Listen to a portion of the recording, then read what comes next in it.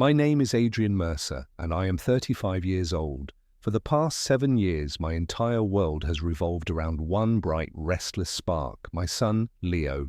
We live in Harbourview, a seaside town in coastal Maine where every dawn glints off slate rooftops and the salt air carries stories of distant horizons. My profession is far removed from the tranquil rhythm of the harbour. I'm a lead software engineer at Radiant Wave Technologies, a small startup that builds data visualization tools. It's a job I relish, where I architect intricate systems of light and color on glowing screens, an ironic contrast to the grey uncertainty that has long governed my family life. I'm a single father. Since my wife Marisol passed away in a rowing accident when Leo was only weeks old, I have been both mother and father, provider and protector. We moved from our cramped city apartment to a modest 2-story cottage perched on a rocky bluff overlooking the bay. Every decision I make is for Leo, the math tutor I hired for him in 2nd grade, the winter coat I bought 2 sizes too large so it would last 2 winters, the bedtime story ritual I created after his first nightmare. He is my why, my reason for late nights in front of dual monitors and weekend freelance gigs to pad our savings. My own parents, Bernard and Julia Mercer, reside in Rustholme, New Hampshire, 50 miles inland from Harbourview. They live in the old family farmhouse where I grew up darting between cornfields and milking stalls. There, they savour the slow life I escaped, early breakfasts, long drives to church bazaars, and endless discussions about neighbours' affairs. My younger brother, Everett, now 30, never settled into any career. He drifted through art schools and open mic poetry readings, claiming he sought creative truth. My parents, ever dutiful, have bankrolled his flights, studio rent, and artistic whims for years. I accepted my role as the responsible one. While Everett painted canvases I would later hang in my living room, I wrote code. While my parents applauded Everett's latest gallery show, they treated my $26,000 annual salary as a wellspring they could tap at will for family needs. At first, the requests were gentle. "Adrian, dear, Everett's car broke down again. Could you cover the repair?" Or, "We're helping an elderly neighbor renovate her porch. Would you mind donating $50 toward the materials?" I said yes every time, transferring funds with a polite, "happy to help." Each time, I forfeited a little more of my own cushion. Then the demands escalated. One crisp October morning, as Leo and I were walking to his art class, my phone buzzed with a text from Mother. "Everett's rent is due tomorrow. He needs $900. Please handle it. We raised you to support your brother." My heart sank. 2 weeks earlier, I had just paid Leo's dental bill, $525, for a chipped front tooth. My own mortgage payment loomed, but I texted back, "Of course," and authorized a transfer, while Leo sketched a dragon on his tablet. That evening, after tucking Leo into bed, I noticed how quiet the house felt. A silence weighted with my own resentment. I remembered how my parents fussed over Everett's genius, while I stayed silent about my late nights debugging code. The truth was, I loved helping, but this endless siphoning of my life's work left me hollow. As I stared at a blinking cursor on my laptop, I realized my brother's dreams were being funded by the one rigged to drown without complaint. At breakfast the next morning, the last I allowed my parents to visit, Julia fluttered around my kitchen praising a fruit tart I had baked. "Your pastry skills have really blossomed," she cooed. Bernard sat at the table, leafing through the local paper. I slid a green-framed invitation across to them. Everett's lease renewal notice, stamped overdue, demanding $900. "I can't pay this," I said, voice firm, surprising even myself. "I have Leo's tuition, my mortgage, and living expenses. I'm done covering someone else's choices." They froze. My mother's face turned a dim lavender like storm clouds. My father's jaw clenched. "But he needs it," Julia began, her voice quavering with righteous indignation. "He's pursuing art. He must continue." I leaned back, my palms flat on the counter. "Art isn't an entitlement, Mom, and he's a grown man whose bank account should reflect his own decisions. I'm no longer the safety net." I saw shock, then anger flicker in their eyes. My mother opened her mouth, but no words came. Leo's laughter echoed from the staircase, a reminder of my true north. I smiled gently at my parents, the calm after a gale. "I love you both," I said quietly. "But it's time I finally love my own life more." That afternoon, when Leo chirped about drawing penguins for school, I felt a strange lightness. I had reclaimed the margin in my bank account and in my spirit.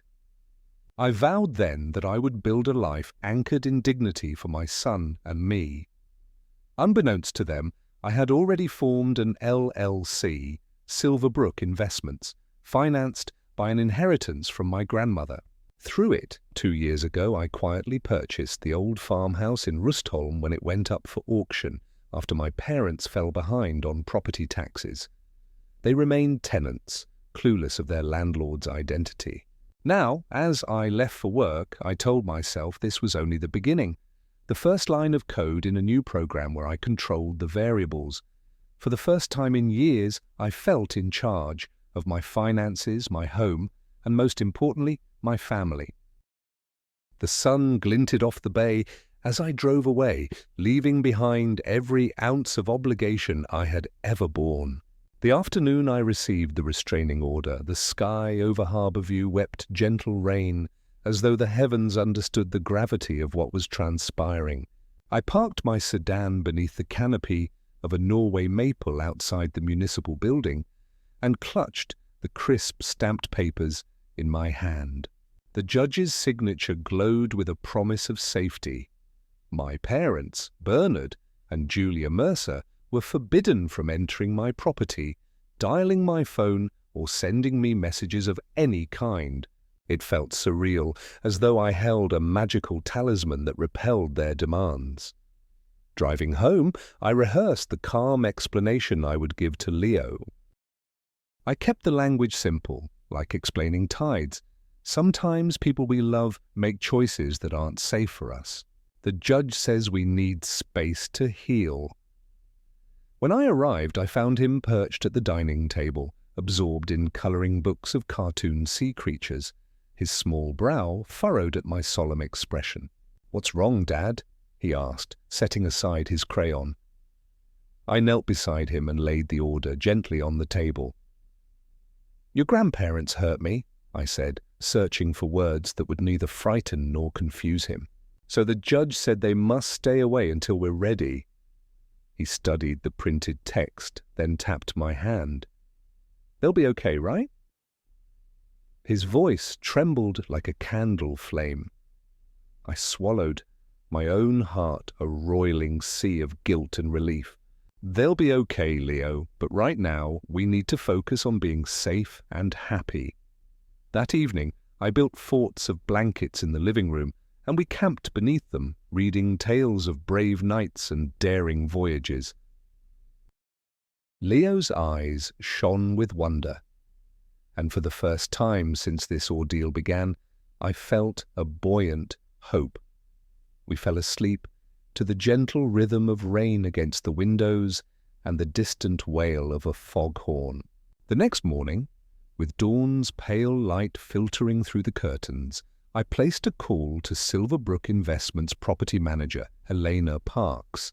"Elena," I said, voice measured, "please prepare to initiate formal eviction proceedings against my parents. They are 3 months behind on rent." I paused, picturing her nodding on the other end. "Do not notify me of any communications from them. Handle everything discreetly." I spent the remainder of the morning assembling a care package for my brother, Everett. Despite everything, I still cared for him. I gathered artisanal coffee beans, his favourite, a hardcover poetry anthology, and a handwritten note. "Dear Everett, I admire your passion. Here is a token so you may continue your art. Love, Adrian. I slipped the envelope into his P.O. box at the harbour post office, determined that kindness should not be erased by my parents' cruelty. That afternoon, when I picked Leo up from school, his teacher, Miss Hawthorne, hesitated before handing him to me. "He's been tearful at recess," she said softly. "He misses his grandparents." I nodded, thankful for her concern. "We're working through something," I told her, "but I promise he's safe here." I buckled him into his booster seat, and he looked at me with those wide eyes. "Promise we'll see Grandma and Grandpa again?" he asked. I forced a gentle smile. "Someday, buddy, when they learn to be kind." Returning home, I found a voicemail from my mother's old friend, Aunt Lorraine. Her voice trembled with indignation. "Julia and Bernard are respectable people. How dare you treat them like criminals?" I muted the speaker and deleted the message. No lecture could sway me now. That evening, I resolved to reclaim every corner of our lives. I dusted family photographs from the living room shelves, images of birthday cakes and fishing trips, and replaced them with recent snapshots of Leo's artwork. A soaring eagle rendered in watercolor, a vibrant portrait of our seaside cottage. On the mantel, I positioned a small brass plaque engraved with our house's coordinates: 43 degrees, 46 minutes north, 72 degrees, 5 minutes west. It felt like planting a flag on newfound territory. Late that night, I awoke to the shrill clamor of my doorbell. My heart slammed against ribs like a desperate bird. I peered through the peephole to see Julia, drenched by rain, her umbrella collapsed at her feet, eyes blazing with accusation. Before I could react, she pounded again. Fear and fury intermingled in my chest. I reached for my phone and dialed 911. "Yes," I said into the receiver. "There's an unauthorized person at my front door who refuses to leave." Moments later, distant sirens threaded through the downpour. Julia staggered back when she saw the patrol cars flashing lights. I opened the door just enough to whisper, "You cannot be here." She shrieked a curse and vanished into the darkness, leaving behind a soggy echo of betrayal. When the officers left, expressing professional sympathy, I found Leo curled at the foot of our bed, clutching his blanket. "Dad," he murmured, voice trembling. "They're mean." I gathered him in my arms, tucking wet strands of hair behind his ear. "They are," I whispered, "but you and we're safe now." In the days that followed, the restraining order and eviction notice took effect. I watched as my parents packed their few remaining belongings from the farmhouse, unaware that their son owned the very land they trudged across. Everett's art remained untouched, his canvases painted between tears. Through it all, I continued my work at Radiant Wave, leading daily stand-ups, mentoring junior engineers, and polishing code late into the night. But now, each line of software I crafted felt unburdened, as though I had finally cleared out the dead branches to let sunlight stream through. One afternoon, Leo bounded into my home office, holding a hastily drawn invitation. "Dad, art show at school next week. Want to come?" My chest tightened with pride. "Of course," I said, smiling wide. As he danced away, I realized I was no longer defined by my parents' expectations or my brother's whims. I was defined by this small being who painted hope in every stroke. And in that moment, surrounded by glowing monitors and quiet determination, I glimpsed the life I had fought for. One anchored in honesty, independence, and the boundless love between a father and his son. The morning after the courthouse visit dawned clear and bright, a startling contrast to the turmoil still echoing in my mind. I woke to Leo's cheerful hum as he shuffled down the stairs, his tiny slippers padding across the hardwood. He carried a folded piece of construction paper emblazoned with glitter and glued on seashells, his latest award for good behavior. I smiled, heart buoyed by his resilience. He thrust the craft into my hands. "For you, Dad," he said, eyes shining. "Thank you for keeping me safe." I knelt to envelop him in a hug. "Thank you for being my brave little buddy," I whispered. His tousled hair smelled faintly of sea breeze and soap. After breakfast, oatmeal swirled with maple syrup and fresh blueberries, we prepared for the day's visitors, the property manager, Eleanor, and a locksmith she'd arranged. They arrived promptly at 9, carrying clipboards and toolkits. Elena's calm professionalism was a balm. "Mr. Mercer?" she greeted, extending her hand. "As of today, your parents' lease is terminated. They have until midnight to vacate the farmhouse. Shall I oversee the lock change once they're gone?" I nodded, voice steady. "Yes, please. And arrange for new tenants or list the property for sale, whichever is quicker." Elena jotted notes, confirming her understanding. The locksmith, a young man with paint-splattered jeans, measured the old doorframe. "I'll have ceramic cord deadbolts installed by afternoon," he said. His competent efficiency felt like another stitch sealing the gap in my life. While they worked, I took Leo to the park. The air was crisp, sunlight danced on rippling waves of the harbour. He clambered up the jungle gym and swooped down the slide with glee. I perched on a bench watching him, my mind drifting back to memories of my childhood, chasing fireflies in that very farmhouse yard, climbing ancient oaks with Everett. The contrast between then and now felt both jarring and liberating. At lunchtime, I packed sandwiches and apple slices into our picnic tote. We sat beneath a linden tree, the scent of blossoms tickling our senses. Leo chatted about his friend Ava's birthday party and the new science project he was eager to start. I listened, present for each detail, marveling at his capacity to find joy amid upheaval. Returning home, I encountered the locksmith replacing the bolts. He smiled when he saw Leo. "Want to help me turn the wrench?" he offered. Leo's face lit up. He grasped the handle and gave a confident twist. The locksmith guided him through a few motions, then winked at me. "He's a natural." That afternoon, as the locksmith departed and Eleanor confirmed that final notices had been delivered to my parents, I felt the last tendrils of fear lift. The house exhaled, its sturdy walls resonating with relief. I swept the entryway, brushing away dust and footprints that weren't ours. Then I placed a doormat bearing the words, "Welcome to our new beginning." Leo helped me, stamping his small handprints into the fibers. In the days that followed, I focused on healing our home and our hearts. I scheduled therapy for both myself and Leo with Dr. Miranda Coates, a child specialist renowned for her gentle approach. Our first session was a revelation. Leo spoke freely about fear and confusion, drawing pictures of storm clouds lifting to reveal sunshine. I shared my own anxieties, admitting how guilty I felt evicting my parents, even as I knew it was necessary. Dr. Coates offered strategies, clear routines, open conversations when Leo had questions, and rituals to honor what we'd lost while celebrating what we'd gained. One ritual we began was Memory Fridays.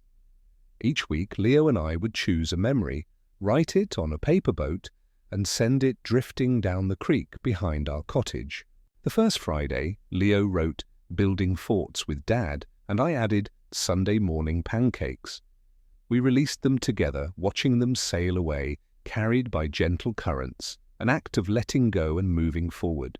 Meanwhile, work at Radiant Wave surged with activity. I led a project unveiling a new visualization dashboard for environmental data. Late nights in the office no longer felt like an escape from family strife, but rather a vital contribution to global understanding. At home, I balanced coding sprints with reading Leo bedtime stories, alternating chapters of Treasure Island with tales of sea monsters and mermaids. Unexpectedly, Everett reached out via text. "Hey, heard things were rough. Hope you're okay. Call me?" I recognized genuine concern, untainted by our parents' manipulations. That evening, I dialed his number. We met for coffee at Harbourview Roasters, the air warm with roasted beans and cinnamon. He arrived with paint flecks on his jeans and a tentative smile.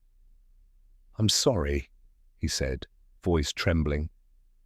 "I didn't realize how deep things had gone. I've been so wrapped up in my art. I should have seen it." I nodded, heart softening. "I never wanted to push you away," I replied. "I just had to protect Leo and myself." We sat together, recounting memories, laughing at childhood pranks, acknowledging mistakes. By the end, we made a pact to rebuild our bond on honesty and mutual respect. When I arrived home, Leo greeted me with a drawing, a watercolor of our cottage draped in golden light, two figures holding hands on the porch. Beneath, in scrawled letters, "Family is what we choose." I held him close, marveling at his wisdom. That night, I stood on our porch, lantern in hand, watching the stars twinkle overhead. The salty tang of the sea breeze filled my lungs. I thought of my parents, navigating the farmhouse they no longer owned. I thought of Everett, embarking on a path to reconciliation. And I thought of Leo, the living embodiment of hope. In that moment, I realized that true family wasn't defined by blood alone or by obligations imposed upon us. It was built by shared values, unconditional love, and the courage to say enough when boundaries demanded respect. As the porch swing creaked beneath me, I whispered into the night, "This is our home. This is our future." And the stars seemed to shimmer in agreement. The following Monday, I woke before dawn, lulled by the soft hiss of rain against the window pane. A fresh ritual called to me, the weekly shopping trip to Harbourview's farmers' market, where baskets spilled with heirloom tomatoes, rainbow chard, and jars of homemade honey.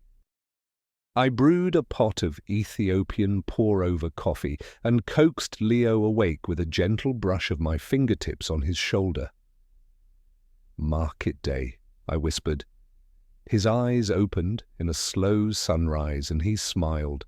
Bundled against the chill, we climbed into my SUV, heated seats, a small luxury I'd once considered frivolous. En route, Leo clambered onto the center console, pressing imaginary buttons like a pilot. I laughed and reminded him of seatbelt safety. "Sorry, Captain Dad," he said, fastening his belt in earnest. The morning light burned off the mist as we wound along the coastal road, gulls wheeling overhead. At the market, familiar vendors greeted us by name. Mrs. Delgado offered Leo a slice of cantaloupe. He accepted with a shy "thank you" and a grin. I selected fresh spinach for smoothies, scallions for soup, and a wedge of artisanal cheddar. When we reached the stall selling plants, Leo paused before a cluster of lavender. "Can we get one for our yard?" he asked, touching the silvery leaves. I surveyed our small garden plot and nodded. "Yes, let's plant it together later." Our basket heavy with bounty, we returned home under brightening skies. I unloaded groceries while Leo sketched a scene of vendors and produce on a pad of paper. Each stroke in his drawing brimmed with detail, the striped awning on Mrs. Delgado's stall, the patina on the antique cart behind the cheese cellar. His gift for observation never ceased to amaze me. By mid-morning, the locksmith's work was complete, therapy notes were filed, and I finally turned to a high-priority email from Radiant Wave. Our team had finalized the new environmental dashboard, and the beta launch was scheduled for next week. My heart swelled. This project represented months of collaborative effort, and I would present the demo to the executive board in Portland. I typed a concise confirmation and pressed send. Lunch was simple: turkey and avocado wraps with crisp lettuce, eaten at the kitchen island as Leo recounted highlights from his science class. He was studying ocean habitats, mapping kelp forests, and intertidal zones. I admired how his youthful curiosity mirrored my own devotion to meaningful work. After lunch, I sealed some of our market produce into glass containers, pickled beets, marinated mushrooms, so we could savor summer flavors through autumn. That afternoon, I took Leo to our new home's backyard to plant the lavender. The soil was cool and rich beneath my fingers. I showed him how to dig a shallow hole, settle the plant's roots, and gently press earth around them. Together we watered the fragile sprig and stood back to admire our work. I raised my hand for a high five. He smacked it with satisfaction. "We did it, Dad!" I ruffled his hair. "We did." Back inside, Leo pulled down his sketchbook and asked if he could try my laptop to illustrate a digital version of our garden. I guided him to an online art app, and soon he was layering colors, adding textured strokes of lavender. I caught myself marveling at how effortlessly he adapted to technology. After all, my career had thrived on bridging code and creativity. Later, as evening approached, I prepared dinner: baked salmon with lemon-thyme butter, quinoa tossed with roasted vegetables, and a simple salad. The scent of herbs and citrus filled the kitchen. Leo set the table, his task of placing napkins and utensils, while I plated each dish. We ate by candlelight, savoring the flavors and the comfort of routine. After dinner, I cleared the dishes while Leo practiced piano. His newest piece was a gentle composition called Harbor at Dawn, its melody soft and flowing. I paused to listen, leaning against the doorframe, noticing how the music seemed to merge with the distant sound of waves. When he finished, he smiled shyly. "Do you like it?" I nodded, tears prickling my eyes. "It's beautiful, Leo, just like you." Before bedtime, we climbed into his bunk bed with a battered copy of 20,000 Leagues Under the Sea. I read aloud of Captain Nemo's submarine, the Nautilus, and the wonders of the ocean depths. Leo's eyelids drooped as I reached the end of the chapter, and I kissed his forehead. "Sleep well, my shining star," I whispered. Alone in the living room, I poured a glass of water and reviewed notes for tomorrow's board presentation. My confidence had grown. No longer burdened by family drama, I felt fully present and capable. I practiced a concise opening. "Thank you for this opportunity. Today, I am proud to share our team's work on the Ocean Insight Dashboard, a tool designed to empower researchers and policymakers in understanding marine ecosystems." As midnight approached, I shut my laptop and extinguished the lamp. I walked to the window, gazing at the lavender we planted, its silvery blooms bathed in moonlight. The porch swing rocked gently in the breeze, as though echoing my earlier vow of steadfastness. I placed a hand over my heart, feeling its steady beat. For every challenge we had faced, every demand, every boundary set, every tear, I now had a life rich in purpose, love, and renewal. In the quiet of our new home, I finally understood the true meaning of family. It is not simply those who share our blood, but those who build our lives with us through respect, kindness, and the courage to grow. And as I climbed into bed, my last thought was gratitude for the journey, for Leo, and for the bright horizon still unfolding before us. The morning light filtered through the curtains as I stirred awake, cradled by an unfamiliar sense of calm. Today was the day of the executive board presentation for the Ocean Insight Dashboard, a culmination of months of work, collaboration, and late-night debugging. I slid out of bed, careful not to wake Leo, and padded to the kitchen. A pot of French press coffee hissed low and steady, filling the air with warm optimism. I poured a mug and carried it out onto the porch, where dew-damp lavender leaves glistened in the dawn. With each sip, I reviewed my notes on my phone, a concise overview of key features, user interface mock-ups, and anticipated questions about data accuracy. I reminded myself that this was not only about professional success, but also about the tangible impact our tool could have on ocean conservation. Beneath the nerves, a core conviction beat strong. I deserved this opportunity. I had earned it by forging boundaries, investing in my own growth, and showing up for Leo every day.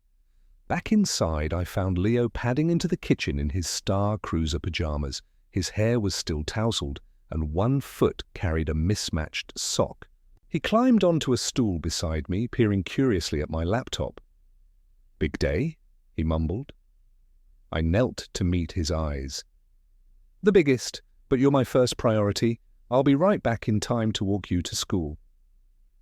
He nodded solemnly, then brightened. "Can I have extra fruit in my lunch today?" I laughed and agreed, packing strawberries and melon in a bright green bento box. After dropping him at Harborview Middle School, where he waved enthusiastically to a group of friends, I navigated the coastal highway toward Portland. The sun climbed higher, painting the Atlantic silver. I reminded myself to breathe deeply, inhaling the briny air through closed windows with the air conditioning on low. Arriving at Radiant Wave's sleek glass building, I signed in with security and headed to the 33rd floor, where the conference suite awaited. My team greeted me with nods and quiet smiles. I set up my laptop, connected the projector, and ran a final test of the slide deck. The room filled gradually. The CEO, the Chief Technology Officer, several department heads, and 3 members of the Environmental Advisory Board. They settled into ergonomic chairs, professional expressions poised between curiosity and expectation. I cleared my throat and began, "Good morning. Thank you for joining me. Today, we embark on a journey to visualize the health of our oceans in real time." My voice found its rhythm as I guided them through interactive maps, layered data streams showing temperature anomalies, chlorophyll concentrations, and migration. Corridors of marine species. I demonstrated how users could filter by region and time period, generating reports with a click. Each slide elicited nods of appreciation. Several executives scribbled notes. When I shifted to the business case, projected growth potential, partnerships with research institutions, and subscription models, the CFO raised a hand. "Your projections are ambitious," she said, "but your methodology is sound. Have you considered regulatory compliance costs in overseas markets?" I acknowledged her question, then outlined a phased rollout plan that allocated resources for legal consultation in key regions. She smiled, satisfied. The rest of the session flew by in a blur of insightful questions and collaborative problem-solving. As I delivered my closing remarks, I felt a swell of pride. "With your approval, we will pilot this dashboard with 5 leading universities next quarter, refining our algorithms based on user feedback. Thank you for your time and support." The CEO stood first, applauding. Others joined, some offering verbal commendations. "Impressive work. Looking forward to seeing it live. Well done, Adrian." A bright warmth spread through me. Validation, not through familial obligation, but earned by skill and dedication. The meeting broke up, and I lingered to answer follow-up queries. A junior engineer approached and quietly thanked me for mentoring him through the development of the visualization engine. I ruffled his hair, an unconscious gesture I reserved for Leo, and encouraged him to keep honing his craft. I gathered my things, leaving the room buzzing with anticipation for the dashboard's launch.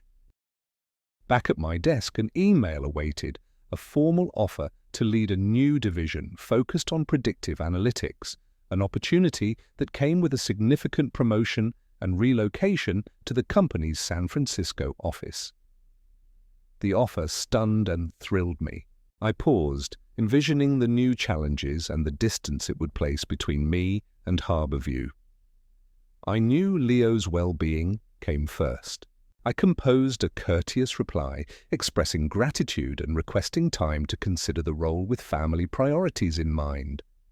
By mid-afternoon, I returned home, my mind alight with possibilities. I found Leo sprawled on the living room rug, playing with a robotics kit, a gift I'd surprised him with after his art show. He looked up, eyes glinting. "Dad, they love my robot!" he exclaimed. He demonstrated a whirring arm and a blinking LED face. I clapped, genuinely impressed. "Oh, that's fantastic, buddy. You're a brilliant engineer, just like your old man." He beamed, then hesitated. "Will you still read me bedtime stories tonight?" I dropped to one knee.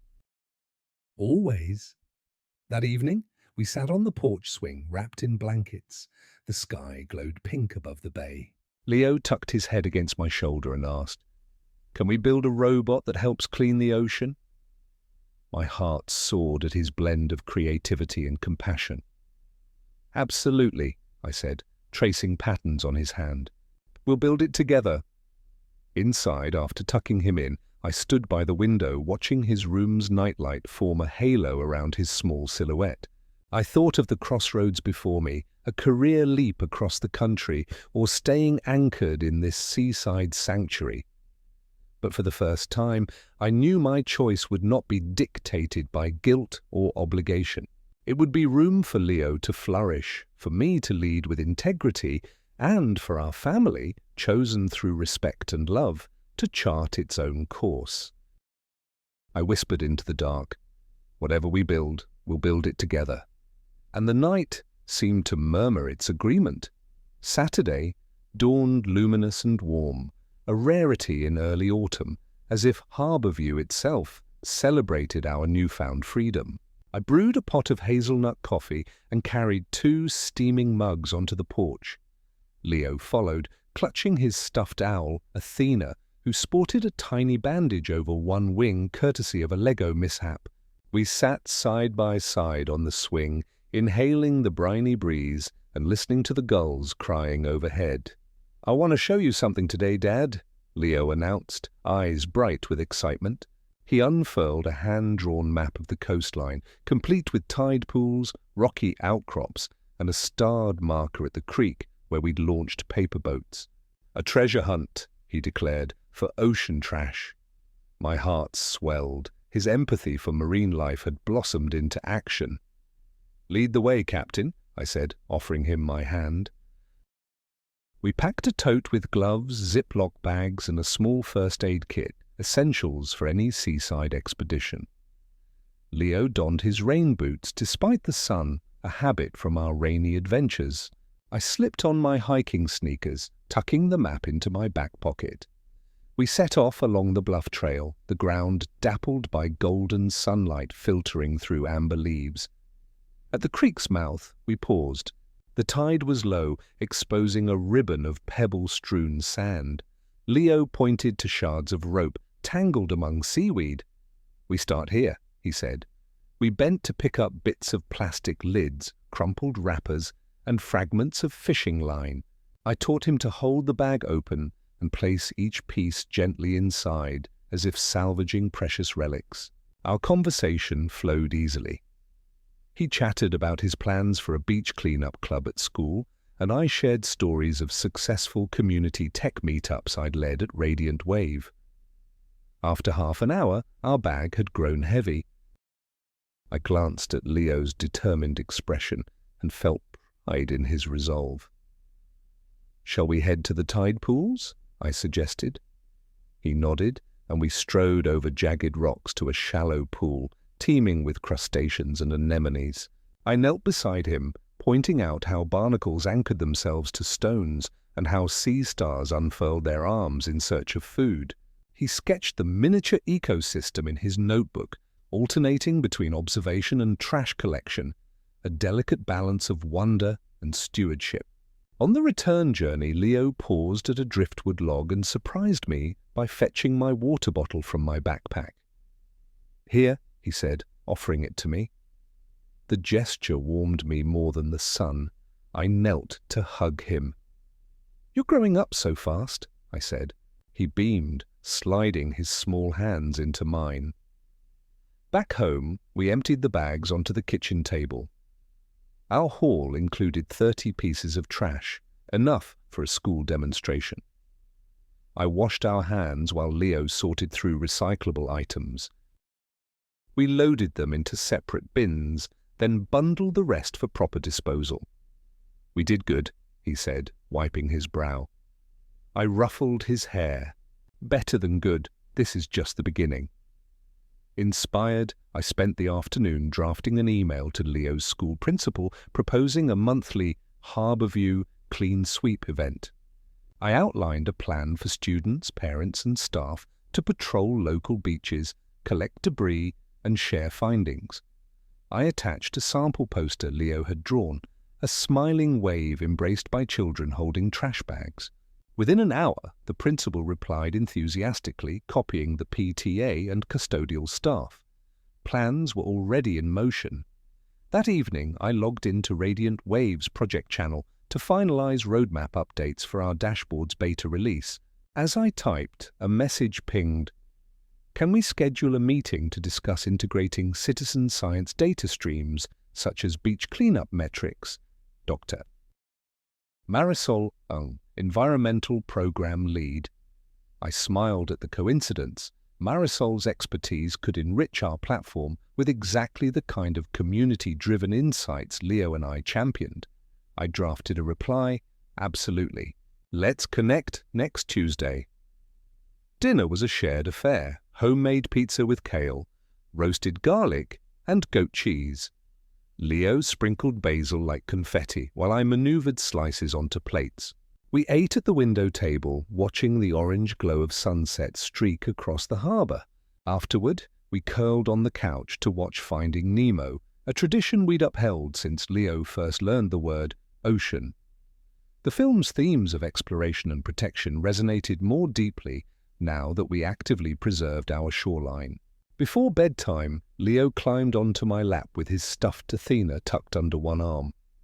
He looked up at me. "Dad, what if I grow up and work on the ocean cleaning robot?" I held him close. "Then I'll be the proudest dad in the world." He yawned, eyes heavy with contentment. "Let's build it together," he murmured. In his doorway I paused to watch him drift to sleep, his brow unfurrowed, a small smile lingering on his lips. I whispered, "Always," and closed the door. In the stillness, I realized that our story continued to unfold, not in grand gestures of legal triumph or career milestones, but in these simple, shared moments of purpose, father and son, partners in both play and stewardship. And as I descended the stairs, the last glow of twilight fading, I carried with me a renewed conviction that true legacy is built one compassionate act at a time in the hearts we nurture and the world we choose to protect. Sunday morning arrived with a soft hush, as if the world paused to catch its breath. I stirred to the muted twitter of sparrows outside our window. The sun filtered through gauzy curtains, painting the room in gentle gold. Leo was already awake, seated on the edge of his bed with a tattered copy of The Little Prince in his lap. He glanced up and smiled. "Dad, can we start today by doing something for Uncle Everett?" His tone carried a seriousness that belied his 8 years. I swung my legs over the side of the bed. "What did you have in mind?" He set the book aside. "He said he's struggling to finish the mural he's painting at the community centre. He's asked for ideas, but I thought maybe we could surprise him with art supplies and help him brainstorm." My heart warmed. Despite everything that had happened, I still cared for Everett, and I admired Leo's empathy. "That's a wonderful idea," I said. "Let's do it." After breakfast, blueberry pancakes I'd learned to flip at a tilt to get the perfect golden edge, we packed a canvas tote with coloured pencils, fine tip markers, tubes of acrylic paint, and 2 blank sketch pads. I added Leo's own small watercolor set, wrapped in a ribbon.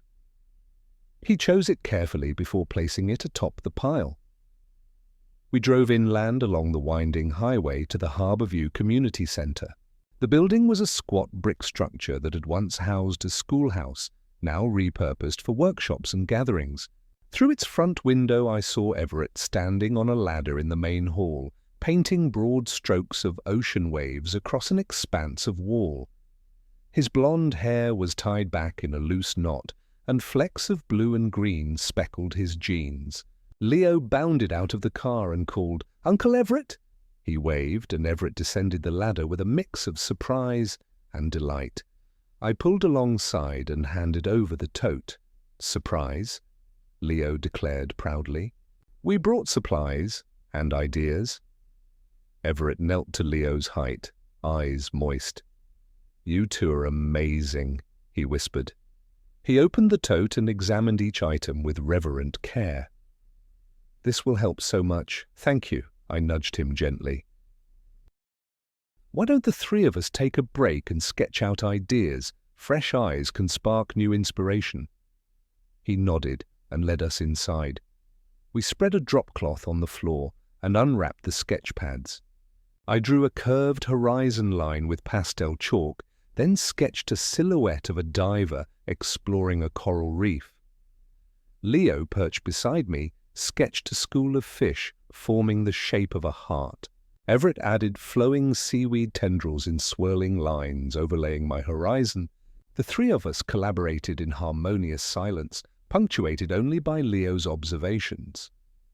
"What if a whale's tail emerges from the foam?" he suggested, and Everett wove the idea into his mural. After an hour, the community centre director, Ms. Alvarez, stopped by. She admired our sketches and asked Everett if he needed additional volunteers for the mural's completion. He agreed, mentioning the youth art club Leo and I had proposed. Ms. Alvarez beamed. "We'll recruit this week. Your idea, Leo, is already making waves." Back in the car, Leo leaned against my side, exhaustion mingled with contentment. "I'm glad we helped, Uncle," he said, brushing a hand across his forehead. "He looks so happy." I squeezed his hand. "Me too, buddy."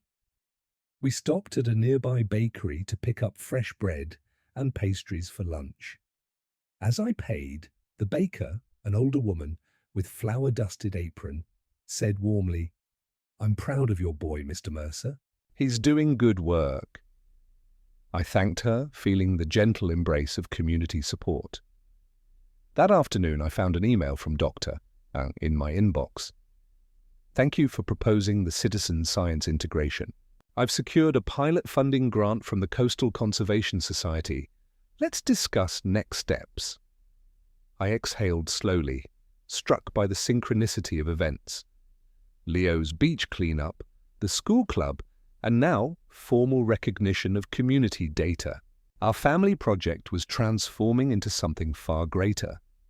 I shared the news with Leo, who cheered and jumped up and down. "Dad, we're really making a difference."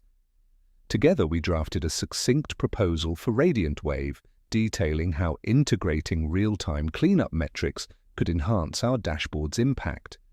I emailed it to my team and to Dr. Then leaned back, feeling a buoyant sense of purpose. As evening settled, I prepared a simple meal of grilled chicken, roasted sweet potatoes, and sautéed greens. Leo set the table with his best manners, forks and knives aligned just so.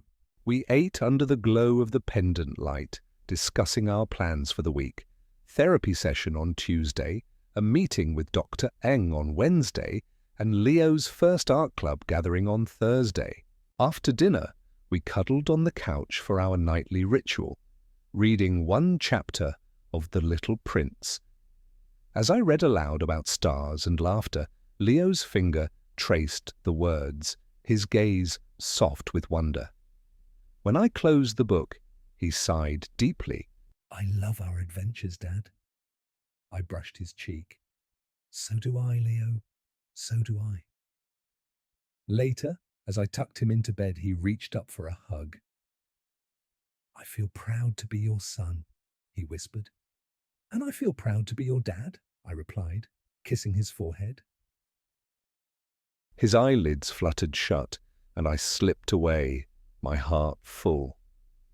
In the stillness of our home, I glanced at the framed sketches we'd made that morning, hung on the living room wall, a testament to collaboration, creativity, and healing. I realized that our family had evolved beyond its painful past. We had built something new, a community of support, a legacy of compassion, and a shared mission to protect our world. As I extinguished the lights and closed the living room door, I carried with me a profound certainty that the truest measure of success is not the homes we own or the accolades we earn, but the kindness we sow and the futures we nurture. One sketch, one cleanup, and one courageous choice at a time. Monday morning arrived crisp and clear, a welcome shift from Sunday's tranquil hush. I woke to Leo's muffled footsteps. He was already in the kitchen, humming an upbeat melody as he arranged cereal bowls. I slipped downstairs to find him carefully pouring organic oats and topping them with sliced bananas and a drizzle of honey. "Good morning, Dad," he chirped, his eyes bright. I made us breakfast. I smiled, pride unfurling in my chest. "Thank you, buddy. This looks delicious." I poured 2 mugs of chamomile tea, my morning ritual for calm focus, and joined him at the table. We ate in companionable silence, broken only by the soft clink of spoons and Leo's contented sigh. After breakfast, I tucked Leo's lunch, turkey sandwich on whole grain bread, apple slices and carrot sticks, into his backpack. He grabbed his sketchbook and water bottle. As we headed for the car, he looked up at me. "Don't forget therapy today," he reminded with gentle firmness. I ruffled his hair. "I won't, Leo. I'll pick you up right after." At 9 o'clock, we arrived at Dr. Coates's office.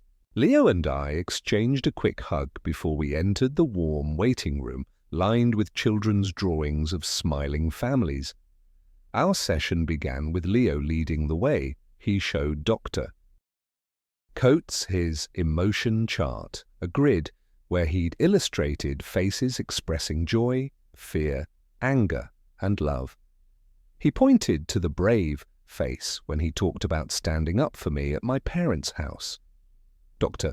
Coates praised his honesty and suggested we practice brave breaths, inhaling for 4 counts and exhaling for 6, to steady ourselves in tense moments. When it was my turn, I shared lingering guilt over distancing from my parents, even as I knew it was necessary. Dr. Coates listened with empathy, then offered a metaphor. "Imagine your heart as a garden. You can remove weeds, family expectations that hurt you, without uprooting the strong trees of your love and compassion." Her words resonated. I realized I could honor my past without letting it choke my present. After the session, Leo insisted on buying us chocolate chip cookies at the corner cafe. We indulged our treat outdoors, laughing at the creamy sweetness as crumbs scattered on the table. "This feels like a celebration," Leo declared, licking his fingertips. I agreed. It is. We're growing stronger together. Back home, I dove into work for a few hours.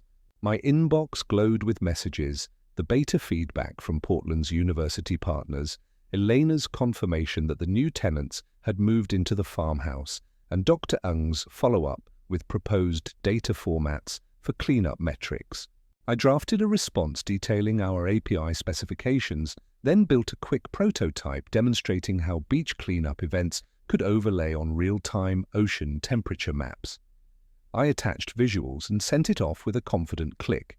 By mid-afternoon, I left for Leo's school to join the first meeting of the Harborview Beach Guardians Club. Parents and students gathered in a sunny classroom filled with marine posters and models of sea creatures. Principal Ramos opened the session by praising Leo's initiative. We brainstormed club activities, monthly beach cleanups, crafting awareness posters, and hosting guest speakers like local surfers turned environmental activists. I volunteered to create a simple website for sign-ups and to document our progress. Leo beamed as he pinned his poster, an image of children with trash bags against a backdrop of dolphins, on the bulletin board. That evening, I tucked Leo into bed and settled beside him with a new book on ocean robotics I'd ordered after he suggested building a cleanup robot. We read an excerpt about how sensors detect plastic bits of different sizes. Leo's eyes widened in fascination. "Someday we'll build ours," he whispered. I stroked his hair. "Yes, Leo, someday we will." Tuesday dawned rainy and grey. I dropped Leo at school, then headed downtown for my weekly check-in with Radiant Wave's executive sponsor, Ms. Caldwell. We met in a sunlit conference room atop the Glover Building. She praised the rapid prototype I'd sent, noting its potential to attract grants and partnerships. We discussed framing a case study for the Coastal Conservation Society, highlighting how community-driven data strengthened policy recommendations. She asked if I could prepare a short presentation for the next board meeting, an opportunity to further elevate our project's visibility. I agreed enthusiastically, already plotting slides in my mind. The rest of Tuesday blurred between coding sprints and conference calls. By late afternoon, I received a Slack message from Dr. Ang. The grant committee approved our pilot program. "I'm drafting the contract and will send it for your review tomorrow." I pumped my fist in quiet triumph. With each milestone, our collaborative vision edged closer to reality. Wednesday evening, after dinner of grilled lemon pepper chicken and quinoa salad, I and Leo faced our chalkboard wall, our canvas for planning. I sketched a timeline, finalize API integration by Friday, design club t-shirts by next Wednesday, and develop a curriculum for beach cleanup workshops. Leo added colorful dots marking each achievement. 4 completed tasks already. He smiled, satisfaction radiating from him. Thursday arrived with sun and a touch of autumn chill. I joined Leo's art club after school in the community center's bright studio. He showed me the group's inaugural mural, vibrant coral reefs teeming with fish, octopi, and sea turtles. He proudly pointed out a little boat collecting trash, a tribute to our shared mission. I encouraged him to guide the younger kids in detailing the waves, then chatted with Ms. Alvarez about hosting an exhibition of children's environmental art. She loved the idea and proposed opening it at the Harbour Festival next month. That night, I drafted an email to Radiant Wave's marketing team, asking them to feature our citizen science initiative in the company blog. I attached photos of Leo and me cleaning beaches and of his art. My fingers trembled only with excitement. I hit send and imagined the ripple effect. Families inspired to join our efforts, scientists empowered by community data, and a legacy built on hope and action. Before sleep claimed me, I walked through the dimly lit hallway to Leo's room and paused outside his door. Through the crack, I saw him asleep, clutching Athena, a peaceful expression on his face. I realized that every boundary I'd drawn, every risk I'd taken, had led us to this moment, safe, purposeful, and brimming with promise. I whispered into the night, "Thank you, Leo, for being my compass." And as I returned to my bedroom, I felt a deep certainty that the true measure of our journey lay not in the walls we built or the titles we held, but in the hearts we touched, and the world we chose to protect, one small act at a time. Friday dawned cool and misty, the sky a pale canvas that hinted at the sun's late arrival. I woke before Leo, the faint rumble of my phone's alarm mingling with the distant call of seabirds. Today was the big day, our pilot program kickoff with the Coastal Conservation Society, and I had been invited to give a short presentation alongside Dr. Marisol Ng. I slipped into business casual attire, a navy blouse and tailored khakis, and brewed a pot of green tea, its earthy aroma steadying my thoughts. Downstairs, Leo emerged in his school uniform, tugging at his tie. "Big day for you too?" I asked, ruffling his hair. He nodded, eyes bright.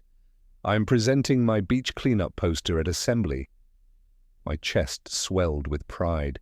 "You'll do great." We shared a quick breakfast of toast and almond butter before I drove him to the bus stop, my mind swirling with checklist items, finalize slides, upload data demos, confirm audio cables, and, most importantly, breathe. At Radiant Wave's office, I took the elevator to the rooftop garden, a serene terrace of potted succulents and benches overlooking the harbour. Dr. Ung was already there, reviewing her notes. Her presence radiated calm confidence. "Ready?" she asked, offering a hand. I shook it, smiling. "Ready as I'll ever be." We ran through our sequence, her overview of the grant and objectives, my live demonstration of how community cleanup events fed directly into the Ocean Insight dashboard, and a closing Q&A session. 40 minutes later, we stood before a packed auditorium at the Coastal Conservation Society's headquarters. The audience of marine biologists, policy advisors, and student representatives listened intently as Marisol outlined the vision. Then I clicked through my slides, showing a map overlay of Harbourview's coastline with clean-up pins color-coded by date and volume of debris collected. At the click of a button, charts appeared, plastic density trends over time, correlations with tidal data, and flagged hotspots needing urgent attention. A hand shot up. A researcher from Nova Scotia asked, "How do you ensure data quality from volunteers of varying expertise?" I explained our built-in validation steps, photos of each collected item, automatic geotagging, and periodic calibration workshops led by experts. We supplemented raw counts with occasional site visits to verify accuracy. The researcher nodded, impressed. Another attendee inquired about expanding the model globally. I described our modular architecture and invite for partner institutions to adopt our open-source plugin, an invitation that drew nods and murmurs of approval. The Q&A flowed seamlessly, culminating in applause that resonated like crashing waves. As the session closed, several attendees approached to exchange cards and propose collaborations. One environmental NGO from California requested a pilot for their beaches. Another conference organizer invited me to speak at a symposium on citizen science. I and Marisol exchanged triumphant glances. Our labor of love was scaling far beyond Harbourview. Later that afternoon, I returned to my desk where an email awaited. "Congratulations, your dashboard has been nominated for the Global Sustainability Award. We will announce finalists in 2 weeks." My breath caught. I forwarded the message to Marisol and our development team, adding, "Excellent work, everyone. Let's celebrate." As I packed up to leave, my phone buzzed. A photo from Leo's classmate's parent, Leo standing by the school's display board, pointing at his Beach Guardians Club poster, surrounded by curious younger students. I melted at the sight and immediately texted him. "Saw the pic. Amazing work. Proud of you." Seconds later, he replied, "Thanks, Dad. Wish you could have seen it."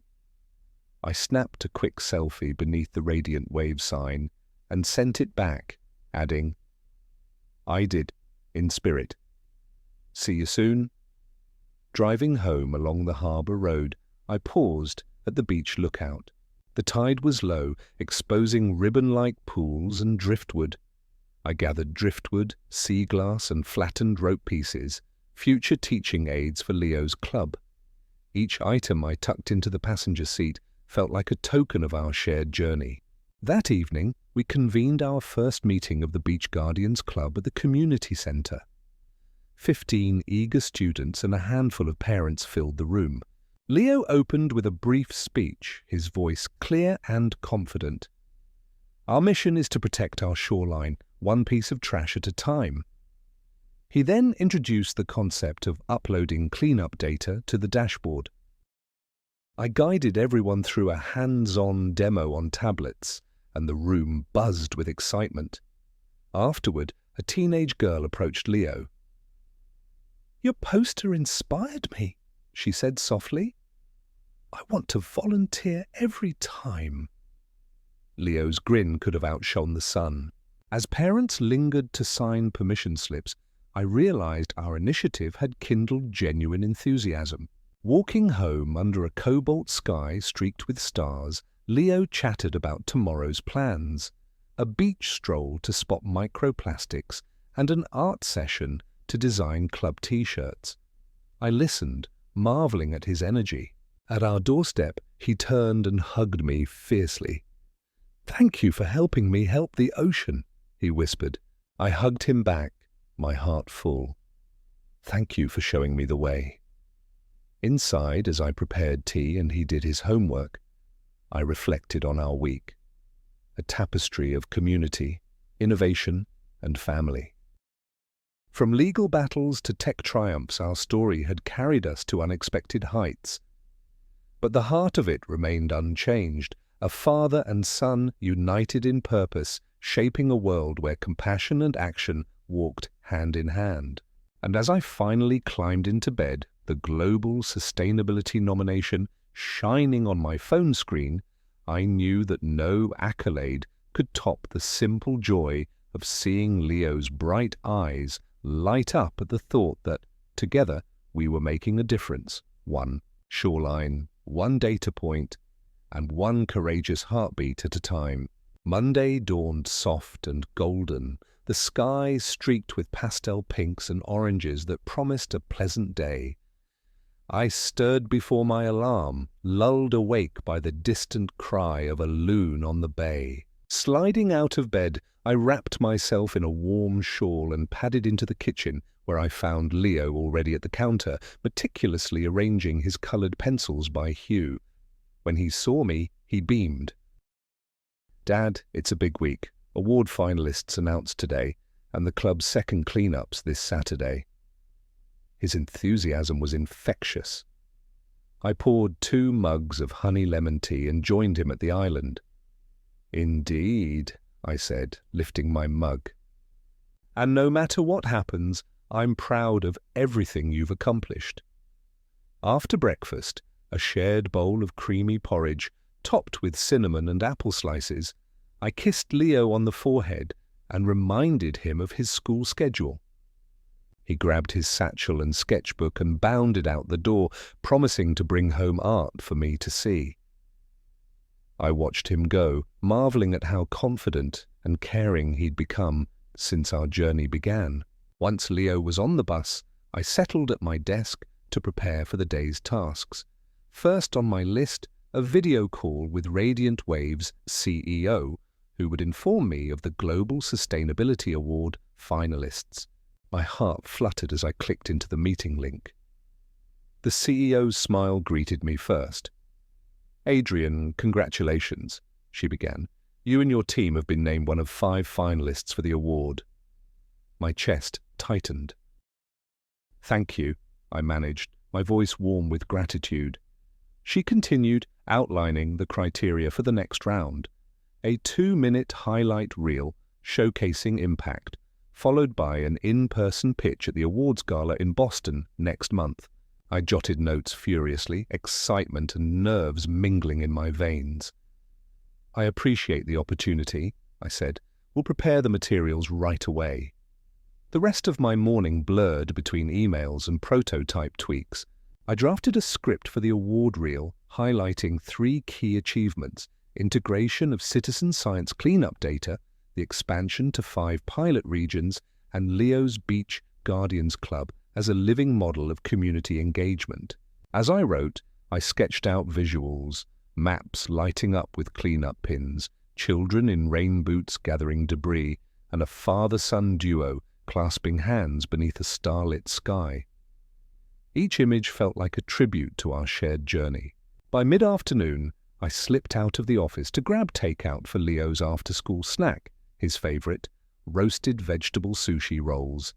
I raced home, eager to see his new watercolor of clean-up volunteers working under a bright sun.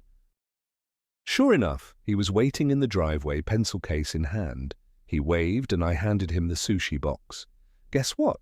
he exclaimed, eyes sparkling. "My poster got featured in the school newsletter."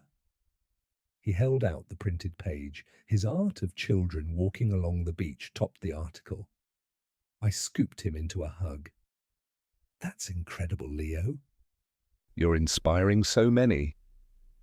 After dinner, a simple stir-fry of tofu, peppers, and brown rice, I ushered Leo to the living room for our nightly ritual, drafting storyboards for the award highlight reel. We worked side by side, me typing notes, him sketching frames. He drew a small paper boat sailing on waves littered with trash, transforming into a vessel of hope once clean-up heroes boarded it.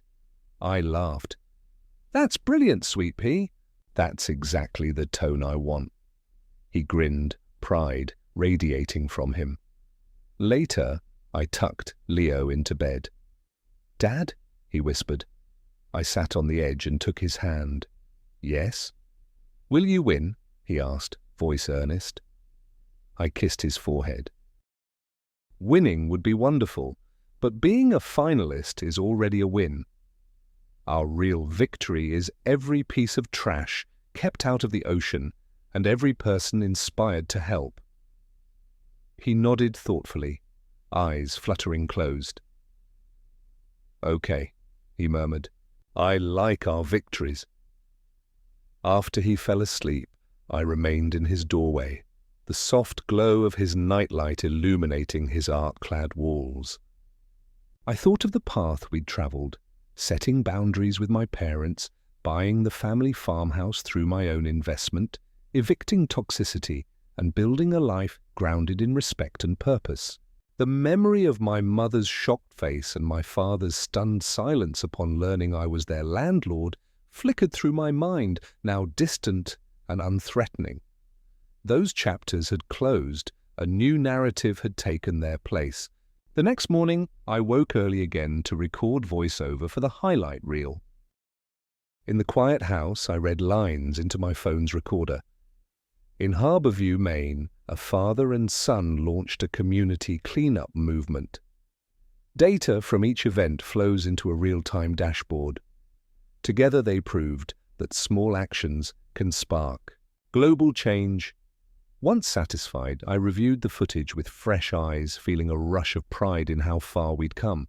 I exported the draft and sent it to Radiant Wave's media team for polishing. Their reply, minutes later, "Outstanding work. We'll add motion-tracked titles and music. Ready for feedback tomorrow." That day, between client calls and code reviews, a text from Everett lit up my phone. "Saw your news. Huge congrats. Proud of you. Coffee next week?" I smiled, tapping back. "Absolutely. You pick the cafe." It felt healing to reconnect with my brother on positive terms, free from our parents' interference. Friday evening arrived with a soft drizzle. I lit a lantern on the porch and brewed peppermint tea. Leo emerged in his pajamas, ready for our special end-of-week debrief. We sat beneath the canopy of ferns, sipping tea. "Dad, I can't wait for the awards night," he said, leaning against me. I stroked his hair. "Me too. But remember, our biggest moments are every Saturday morning at the creek." He nodded, eyes bright with understanding. As we cleared our mugs, the rain tapered off, revealing a rainbow arcing over the harbour. Leo pointed. "Look." I wrapped an arm around him. A promise of good things to come. In that moment, I felt the world align around our shared purpose, proof that hope, like rainbows, often follows a storm. And as I closed the door to end the day, the final words echoing in my mind were not about awards or accolades, but about the simple, steadfast truth my son had taught me. That the most profound victories are those we achieve together. Heart to heart, one act of kindness at a time. Saturday morning arrived crisp and bright, the sunlight spilling through the linen curtains like a promise of new beginnings. I stirred awake to the soft patter of rain against the window pane, a gentle reminder that even the clearest skies sometimes require a cleansing storm. I slipped out of bed, careful not to wake Leo, and made my way to the kitchen. The scent of freshly ground cinnamon filled the air as I measured out oats for a warm breakfast porridge, stirring them slowly with almond milk, a dash of maple syrup, and a sprinkle of toasted pecans. Today was the day we would finalize our travel preparations for the Global Sustainability Award Gala in Boston, and I felt a pleasant hum of anticipation as I poured 2 mugs of chamomile tea. Down the hallway, Leo appeared in his soft blue pajamas, clutching Athena, his beloved stuffed owl. His dark eyes brightened when he saw me. "Morning, Dad," he yawned, stretching his arms wide. "Excited for our packing day?" I smiled and ruffled his hair. "Very excited, buddy, but first, breakfast." He climbed onto his stool at the kitchen island, and together we savoured the warm porridge and tea, talking through our itinerary. "Flight leaves at 10, I reminded him gently, pointing to my laptop's calendar. "We need to be at the airport by 8. He nodded, nibbling a corner of his pecan crust. "Got it. And I get to draw on the flight," he added hopefully. "Of course," I replied. "Pack your sketch pad and all your favourite crayons." After breakfast, we spread our travel items across the bed in my office, 2 neatly folded outfits for Leo, one for the gala and one for casual daytime, along with his sketch pad, crayons, and a small pencil case. I placed my own navy blazer, crisp white shirt, and polished shoes beside them, then tucked in my dress shirt and a pair of tailored slacks. We packed toiletries next, Leo's toothbrush, his special biodegradable shampoo, and his lavender-scented bedtime spray. I added my own essentials, a comb, travel adapter, and a small notebook for jotting ideas at the conference. As we zipped our suitcases closed, Leo declared, "I can't wait to see the big city." I nodded, imagining the glittering skyline of Boston at dusk. "It'll be an adventure," I promised. By mid-morning, we loaded our bags into the car and set off for Harbour View Regional Airport. The road was lined with maples beginning to blush crimson and gold. Leo gazed out the window, pointing at roadside farms and grazing sheep. "Look at those woolly clouds," he said, referring to the sheep, and I chuckled at his childlike wonder. At the terminal, we wheeled our suitcases into the bustling departure lounge. I checked us in, navigated security, and guided Leo toward Gate 6, where the small regional jet awaited its passengers. As we boarded, Leo clutched my hand. He peered into the cockpit, mesmerized by the control panels. "Captain, Dad," he teased, giving me a mock salute. I settled into our seats by the window and helped him buckle in. "Ready for takeoff?" I asked. He nodded, eyes wide with excitement. When the engines roared to life, we soared above the patchwork quilt of fields and coastline, the world below shrinking into a mosaic of greens and browns. During the flight, Leo sketched quietly.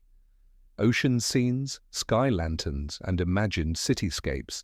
I reviewed the final draft of our award highlight reel on my laptop, adjusting the sequence of footage so that Leo's Beach Guardians Club appeared at the very end, a triumphant finale.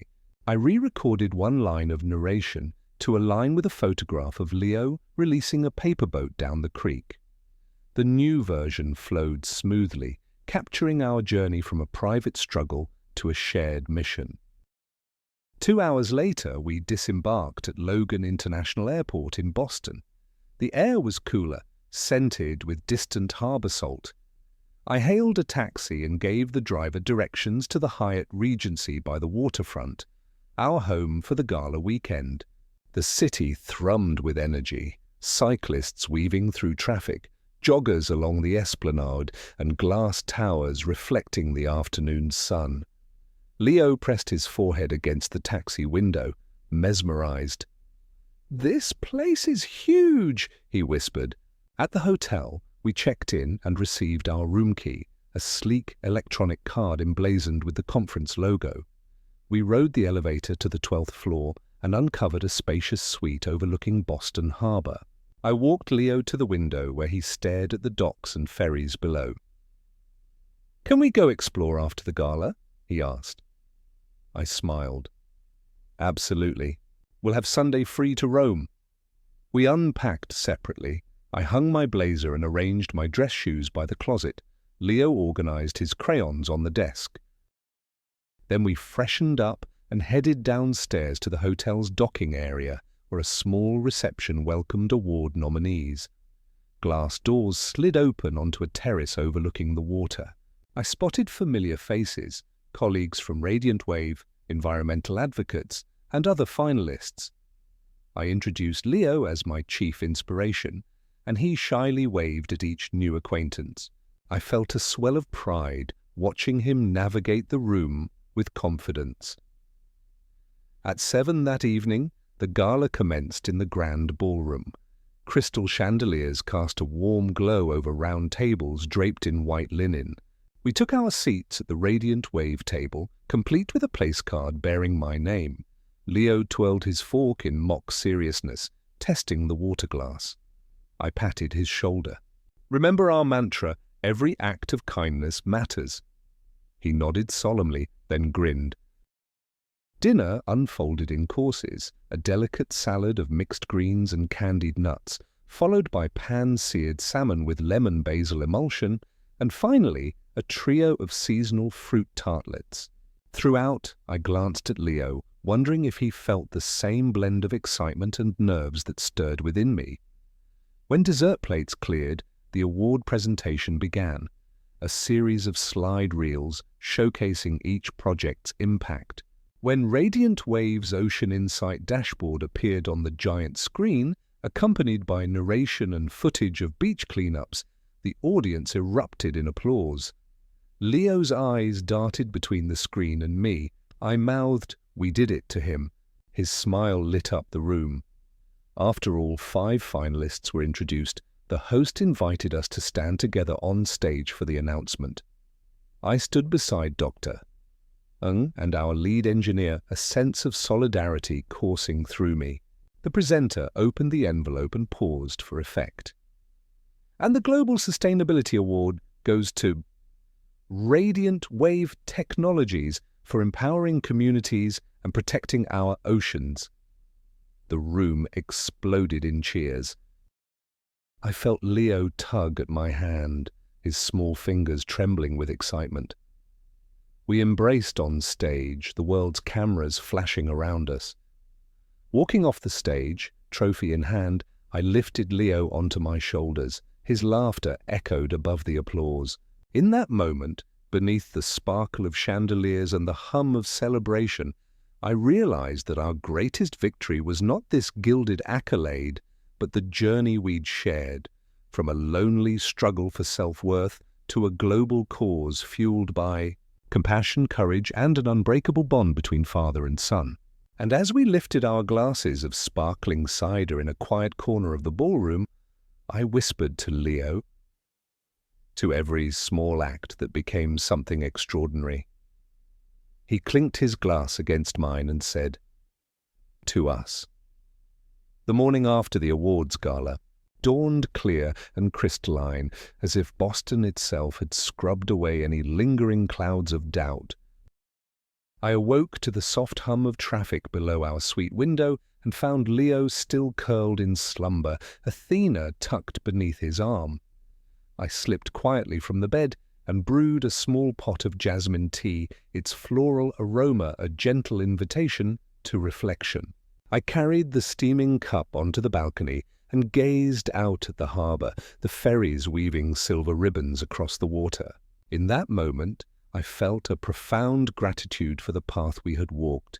In every boundary set, every code written, every leaf raked in service of a dream, that had transcended our little corner of Maine. Back inside, I packed the award statuette carefully into a protective sleeve I had purchased the night before, ensuring it would survive the journey home.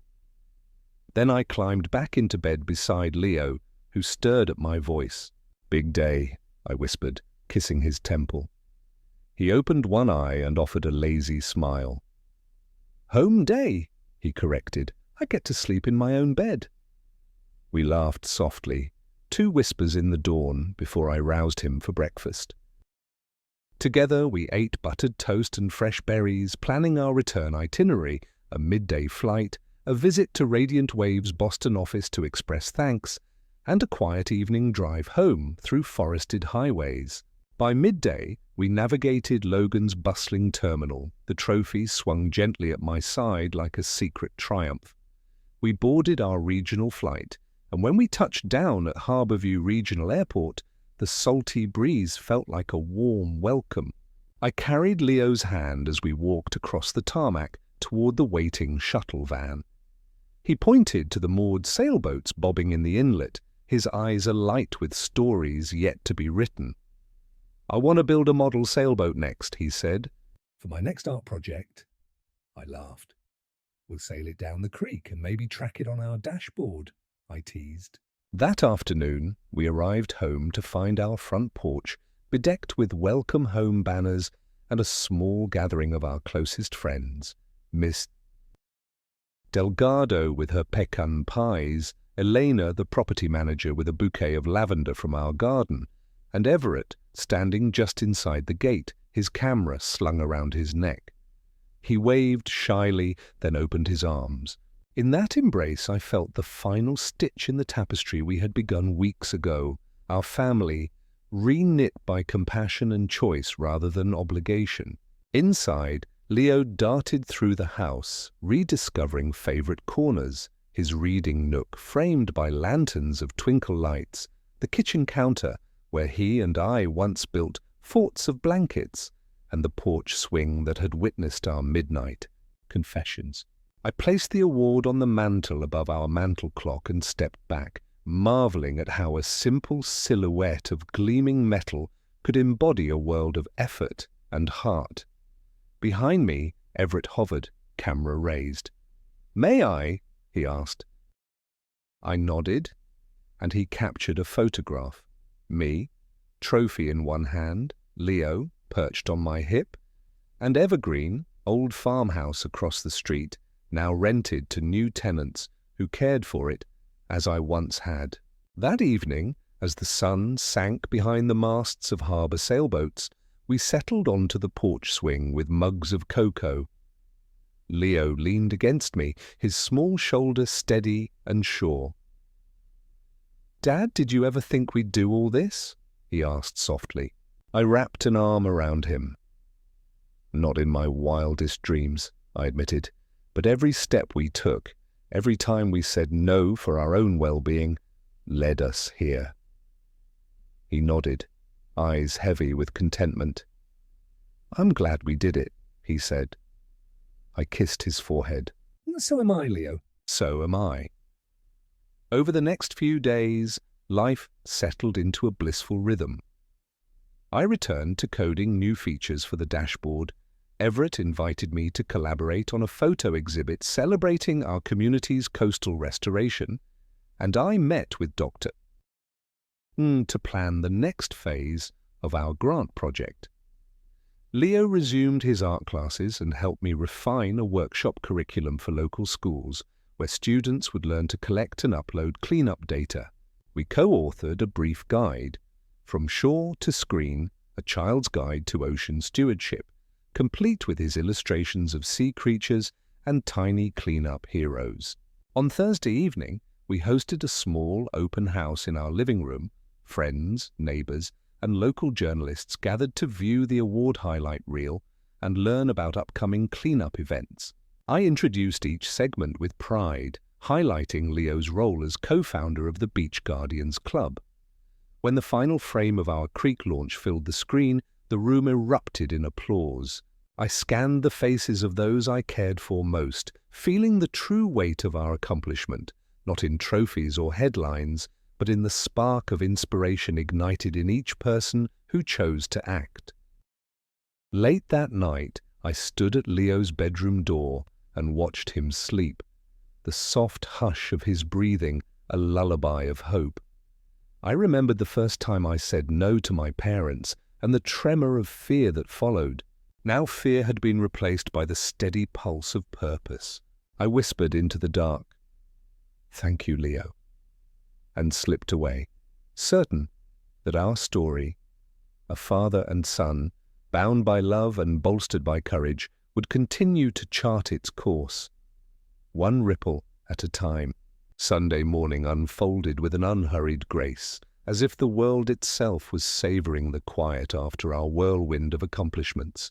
I woke to the gentle trill of my phone's reminder. Beach Guardians Club meeting, 9 a.m. I stretched and padded barefoot down the hallway to Leo's room. He lay curled beneath his blue comforter, brown hair tousled like seaweed. I knelt and whispered, "Hey, Captain, ready for today?"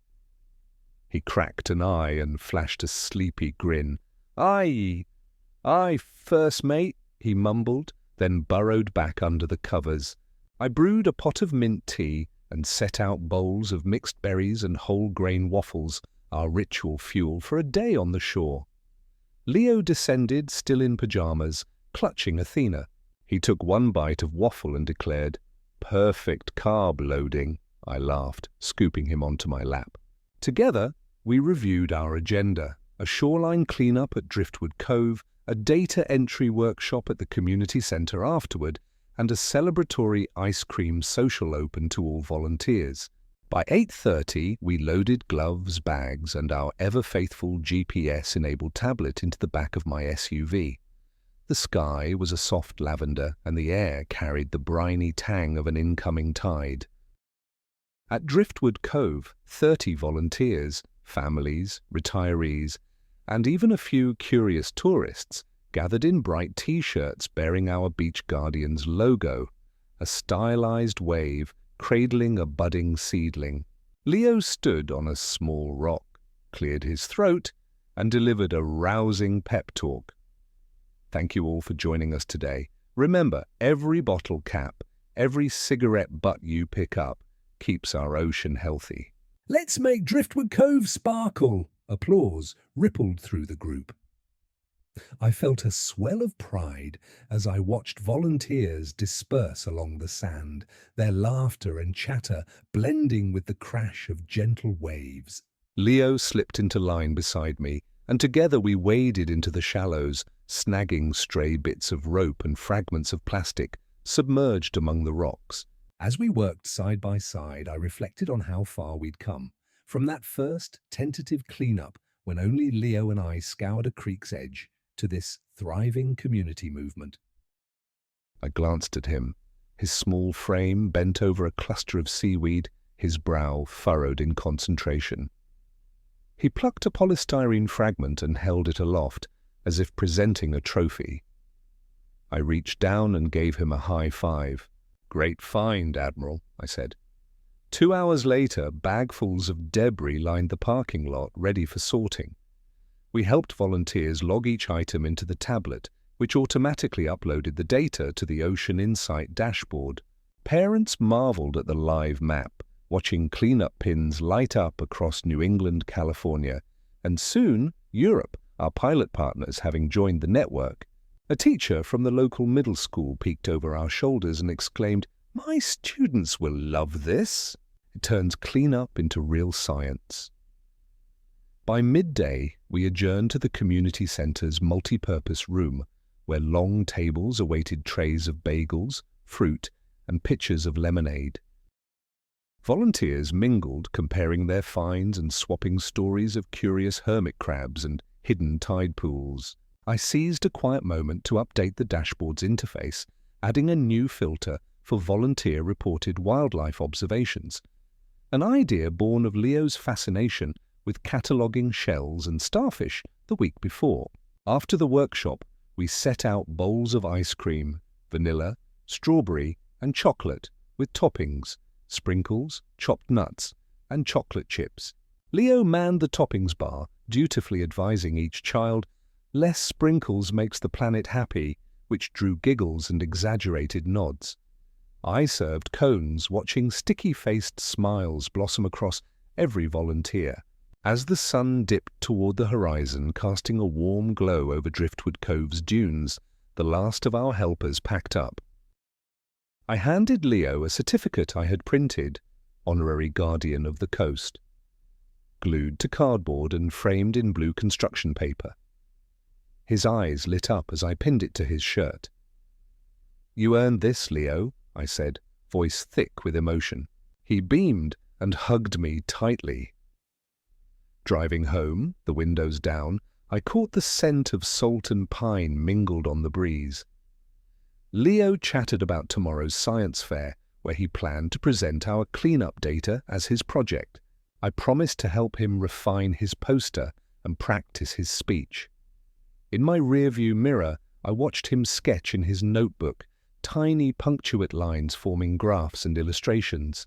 That evening, as we settled into our living room, I reflected on the arc of our journey.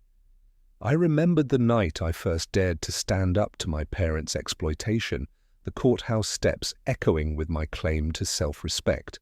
I recalled the ache of eviction notices and restraining orders, balanced by the thrill of reclaiming our home and our agency.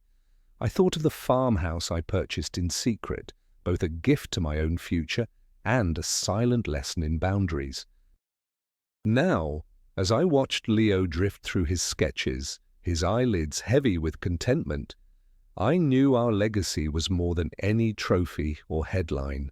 It was the seedlings of stewardship we had sown in each volunteer's heart, the maps lighting up with collective action, and the example of a small boy and his father navigating storms together, always anchoring one another in love and purpose.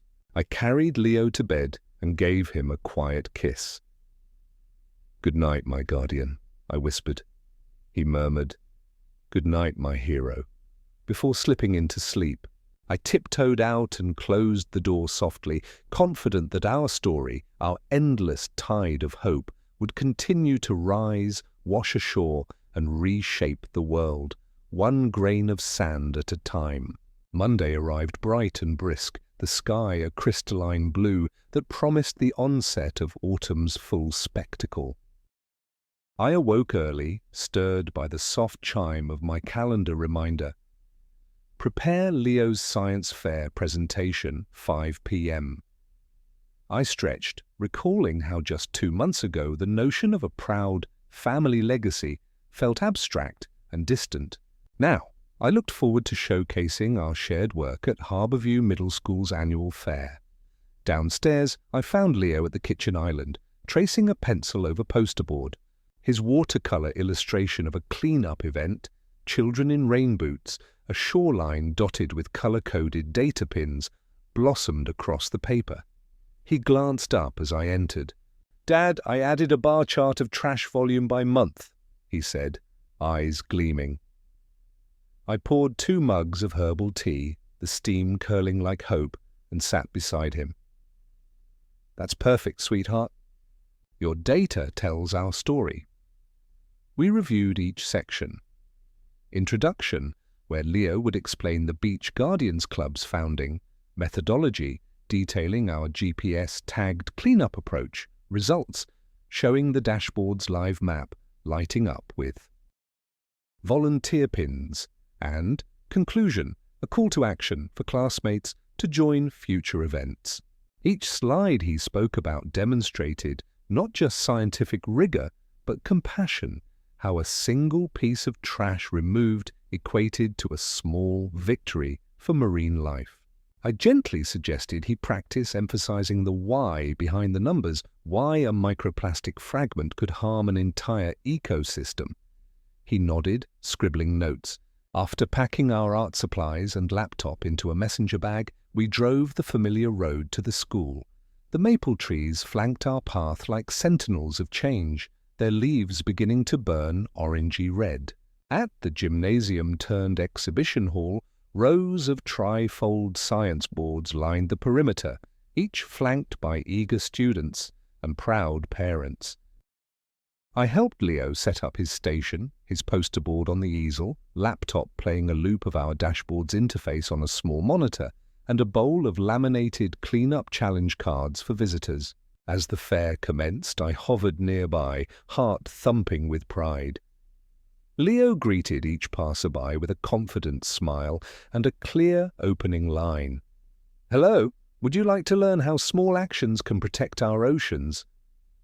His enthusiasm was infectious. One student, a tall 8th grader named Maya, examined his chart. "So you guys removed over 200 items this month?" she asked, brows raised. Leo nodded. "And that reduced plastic density by 10%, which means fewer toxins for fish larvae." Maya's eyes widened. "That's amazing. I want to join the next cleanup." Parents approached to congratulate him, and teachers marveled at his combination of science and social purpose.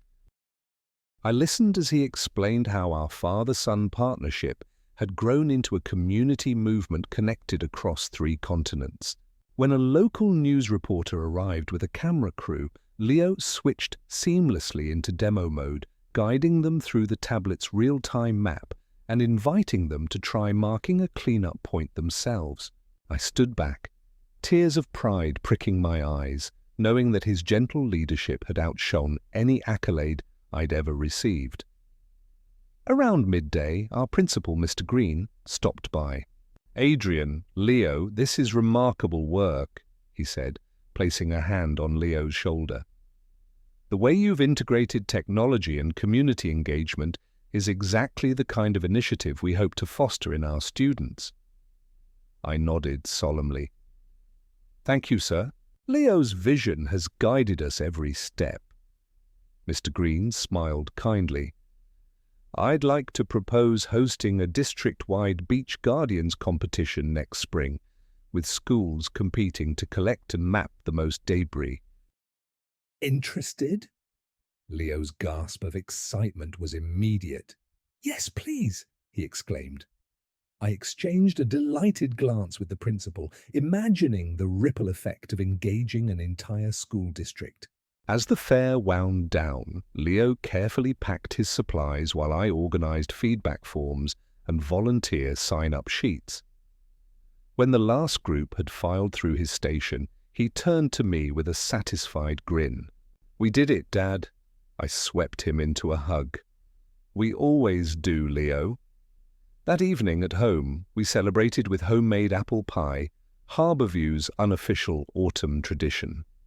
We sat at the kitchen table, spooning warm slices and reminiscing. Leo recounted the most memorable moments, meeting Maya, hearing Principal Green's proposal, and seeing his friends clutching clean-up crew cards. I listened, my heart swelling, realizing how far we had come from that first guarded no I'd mustered when my parents demanded money. Each boundary I drew had led to a boundary broken in perception, showing others that one family's small act could spark a movement. Later, after tucking Leo into bed, I lingered in the doorway. His dreams of sailboats and beach cleanups would guide him into adulthood with purpose and empathy. I turned off the hallway light and closed the door gently, carrying with me the knowledge that our story, one of resilience, innovation, and unwavering love, was still unfolding, written not in chapter endings but in each new hand that reached down to pluck debris from the tide. The following morning, Harborview greeted us with a gentle mist drifting off the bay, as though the world exhaled after weeks of exhilarating momentum. I woke to the scent of fresh linen and brewed a pot of chamomile tea, its soothing warmth a perfect start for the day. In the kitchen, Leo was at the counter, carefully sketching a design for next spring's District Beach Guardians competition t-shirt. He glanced up and offered me a paper mock-up, a stylized wave cradling a young sapling, encircled by the words, "Every ripple counts." My heart swelled. "It's perfect," I told him, wrapping my arms around his small shoulders. Over buttery croissants and honey-drizzled yogurt, we reviewed our calendar. Next week, Dr. Ung would present our integrated cleanup metrics to the Environmental Advisory Board. 2 weeks later, the district competition would launch, and all summer our dashboard would expand to new coastal communities worldwide. I reminded Leo that each milestone was built on the foundations of our earliest choice to protect him and honor our own worth by standing up to injustice. He nodded solemnly, eyes reflecting both innocence and wisdom. Our first task was to finalize the competition rules.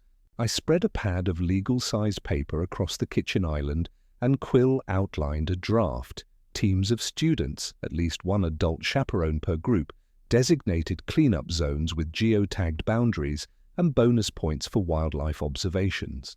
Leo added playful icons, binoculars for bird sightings, magnifying glasses for microplastics. Together we refined the document until it felt both rigorous and inviting. By midday, I drove Leo to his art class, the studio's windows glowing with creative energy. I lingered to drop off competition posters, then headed to Radiant Wave for a briefing with our developers. The office hum buzzed with excitement, engineers tweaking real-time mapping layers, designers crafting new icons, and project managers coordinating with grant administrators. I listened to progress reports and offered encouragement. Then I cleared my throat and proposed an innovative twist, allowing local artisans to use cleanup data to create community murals, transforming debris maps into public art. The room erupted in enthusiastic collaboration. I grinned, thinking of Serafina's abandoned pottery wheel and how our quiet rebellion had blossomed into collective creativity. That afternoon, on my way home, I stopped by the old Mercer farmhouse and paused at the wrought iron gate. The new tenants, a young family of 3, were tending a vegetable patch where I once chased rowdy chicks. I waved and they waved back with warm greetings. I smiled at the knowledge that my secret investment had become a source of stability for others, a testament to boundaries formed with foresight and care. When I returned home, Leo greeted me at the door, holding a pair of muddy rain boots. "I helped Mrs. Delgado with her garden," he announced, pitching them onto the mat. "We found a robin's nest." He described the tiny eggs nestled among tender shoots, his voice brimming with wonder. I admired his compassion, how he had turned every opportunity to give back, no matter how small, into a moment of connection with nature. In the evening, we settled into our living room for a special father-son ritual, crafting thank-you cards for our Beach Guardians Club volunteers. I folded crisp cardstock, and Leo glued on pressed wildflowers from our lavender bushes. Each card carried a handwritten note of gratitude, reminding recipients that their efforts mattered in the grand tapestry of ocean conservation. We paused after each card to share a high five and a sip of pear ginger tea, chuckling over the soupçon of spicy ginger on our tongues. Later, as Leo brushed his teeth, I reviewed the week ahead, a community painting day for the mural artists inspired by cleanup data, a feature article due in the local newspaper, and the district competition launch assembly at the middle school gym. It does. Moment when teams from every corner of the county would converge to protect the same shoreline we cherished. I imagined students brandishing data-driven banners, parents cheering, and me at the podium introducing the next generation of guardians. Before bedtime, I tucked Leo in and whispered, "I love you, sweet pea." He curled into me and replied, "I love you more than the ocean is wide." I kissed his forehead and paused, letting his words linger. In that simple exchange lay the essence of our journey. Love expansive enough to encompass every wave, every challenge, every triumph. I left his room and gazed at the trophy on our mantel, a gleaming symbol of global recognition. Yet it was dwarfed by the framed sketches, dusty rain boots, and weathered gloves that lined our entryway, artifacts of countless cleanups, collaborations, and quiet acts of defiance against neglect. I realized our truest legacy would not be the award itself, but the generations of guardians who would follow, guided by data and driven by compassion. That night, I sat on the porch swing, wrapped in a soft wool blanket, and listened to the ceaseless lullaby of the waves. The moon cast a silver path across the water, inviting us to chart new courses. I closed my eyes and let gratitude wash over me for the choices that shaped my destiny, for the courage that refused to be silenced, and for the light of one small child who taught the world how to care. And as Harborview slumbered beneath the tide-kissed sky, I knew that our story, born in struggle and forged in love, would continue to ripple outward, sowing seeds of change in every shore it touched, one heartbeat at a time.